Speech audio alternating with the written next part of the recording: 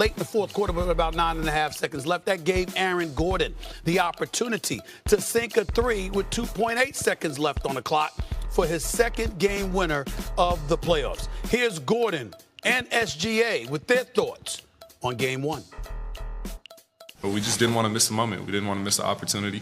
We knew if we waited, it may be too late. So I'm glad we showed our, mettle, but our grit. But we're not satisfied. We didn't expect our whole run to be sunshine and rainbows, and we know that. It's about how we respond, and there's nothing we can do about what just happened.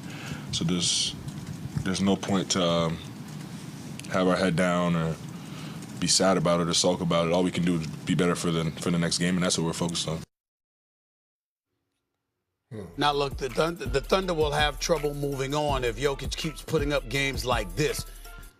The man, he recorded a double-double by halftime and ended the game with 42 points, 22 rebounds, and 6 assists. The Joker became just the fourth different player to score at least 40 points, grab 20 rebounds, and dish out 5 assists in a playoff game, joining Wilt Chamberlain twice, who did it twice, Shaquille O'Neal, and Giannis Antetokounmpo. Perk, how much trouble is OKC in after losing game one? Oh, they're in trouble, and I'm concerned. And it's not because of the perimeter play. We know what SGA is going to bring to the table. Alex Caruso is a pit bull. Luke Dort, J-Dub, they're going to defend at a high level. But Jokic and Aaron Gordon had 64 points out of the 121 points.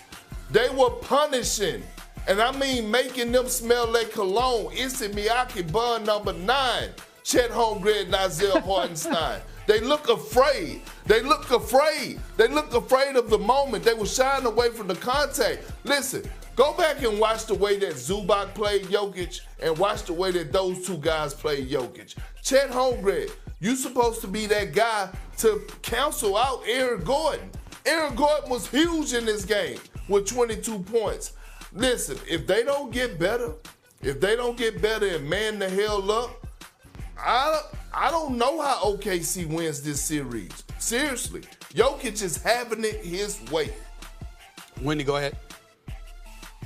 So they would never admit this, and I don't blame them, but on Saturday, when Game 7 was happening in Denver between the Clippers and the Nuggets, even with Kawhi looking like that, I'll bet that those Thunder were secretly pulling for the Clippers because they don't want this powerhouse coming in. And you are right, Perk. This was really an ode to how good Zubac did, and really the whole Clippers, but how Zubac did against them. Because by Jokic standards, his games 5, 6, and 7 were just okay. They were great for everybody else. They were just okay. Well, you had premium Jokic coming in here. And that's the thing about Jokic. The dude does not get tired. You know, we had a great stat yesterday. The teams coming off of Game 7 with 1 day off, going on the road, they had lost by an average of 20 points.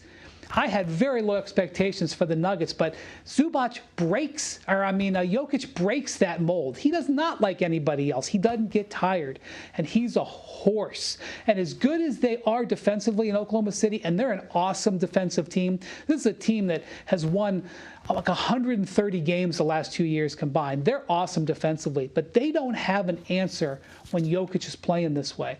And here's the other thing. The Thunder have a lot going for them. I've been saying for months how I believe in them, that they're going to win the Western Conference. The one place where they're a little weak is when they need scoring outside of Shea under pressure. That's where I was going. Now, there have been times when they've gotten it. There's been times when Jalen Williams has done it. There's been times when Chet has done it. But when they face the pressure, they have not been reliable. They were up 11 points in the fourth quarter of this game. Shea made a driving basket. They got an 11-point lead with 4 minutes to go.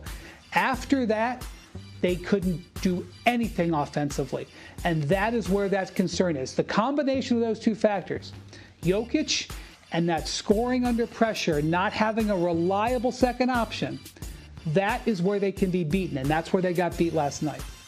Well, let me say this. A couple of things that are on my mind. Number one, Jokic is sensational. I marvel at this guy. I mean, I see guys 6'11", 7 feet, 7 feet 2, and he shoves them aside like paper. It's unbelievable to watch. It's just, you can't jump onto a curb and you can't stop him. Number two, I've never seen him as demonstrative as he was on the sidelines and on the court yesterday. I mean, demonstrative in trying to motivate his guys, okay? Even when they were down 113, 102 with a little over 4 minutes left. So I'm looking at that. He wanted it bad, okay? And he clearly wants it bad. Russell Westbrook, I'm going to give him some love. 18 points off the bench to energize a buddy. He just continues to defy Father Time. This brother's special. Let's give Russell Westbrook some love. Let me say this. How many times have you both heard me say my concern about OKC was Jalen Williams? Now, they got out rebounded 63-43. They got crushed on the boards because Jokic and Aaron Gordon played bully ball, and we know that, okay? We understand it. Chet Holmgren choked at the free throw line. He's a good player. I like him. Tremendous promise. I'm a fan, but he choked at the free throw line last night. Ain't no other way to slice that. But you think I'm going to forget to bring up Jalen Williams? When I brought that up, 25% shooting, 5 for 20. You don't? Did we not say SGA is going to need some help in order to win a series like this? You know they struggle offensively, Wendy. Well, guess what? Your struggles are alleviated if Jalen Williams shows up to help SGA. 5 for 20 ain't acceptable. Rather than SGA sitting next to him, he needed to be up there on that podium by his damn self, explaining why he didn't have a better game. Because he's going to need to have a better game in order for Oklahoma City to advance to the conference finals. And that's all I got to say about that, because we got bills to pay. I got to go to break. Chef Curry versus Ant-Man. Which star? Xin chào tất cả mọi người đã quay trở lại với kênh của mình. Hôm nay mình sẽ hướng dẫn các bạn làm kẹp tóc. Đồ thí nghiệm chị Lan Anh có hướng lên cho 2 bát giếng, 1 giếng, còn nào chịu được. Cũng nặng cân nhỉ. Nhưng mà không thể lên 2 tiếng nha.